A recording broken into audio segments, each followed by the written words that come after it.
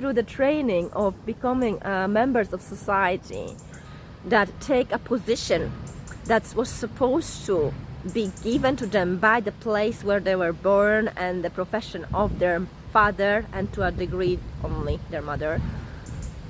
We were trained to act in a certain way, to behave in a certain way, to use our bodies only in a certain way, as if we were in a box, and that is immersed in whole of the culture.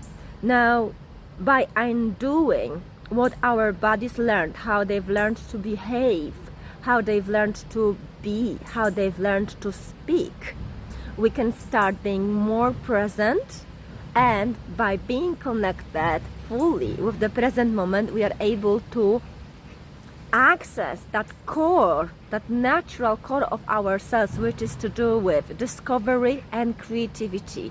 And because this present moment wiped away everything that happened to a degree, the more you're accessing your natural, raw core, which is just being alive and experience the life from the place of not knowing of everything you've learned, you then can create something new. And of course, you can only create with the means of what is already here, be it financial structures, structures of power, material means, access to material stuff, either by buying it, renting it, using it.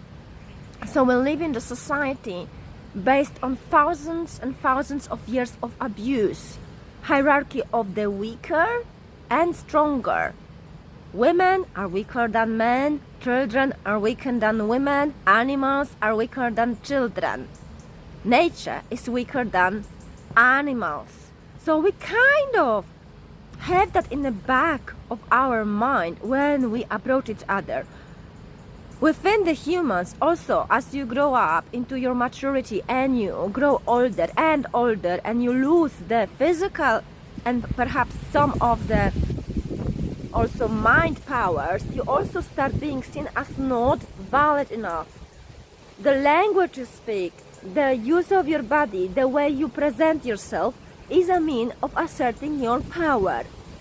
Now, in the culture of hierarchy and valuing who is the strongest in terms of money and physical strength, we overlook everything that has the richness of life in the softness, the astonishment, the joy, the possibility of going deeper rather than more. Deeper would mean more immersed into your body, into what is subtle and delicate, where we don't always feel safe doing it because our culture is brutal. It's based on running around the clock, making money and making sure that we survive. Underneath, there's also a big fear of death, dying, and furthermore than that, being excluded, not being remembered in a good way, or not being remembered at all, being forgotten, ceasing to exist. In my view, through the dance practice or any practice that involves your body and being present, and then incorporating also talking in a group setting, when there is more of facilitating of the group process rather than leadership. Facilitating means that the person who is there to assist the group process makes sure that everyone has a chance to speak up and is listened, and sums up the ideas, discussion, what's being said, the conflict, so it's mirrored to the group members. Of course, there is a part of power there, quite a big one, but less than in a position of a leader, because a leader is someone who more teaches and reinforces her or his view on the group.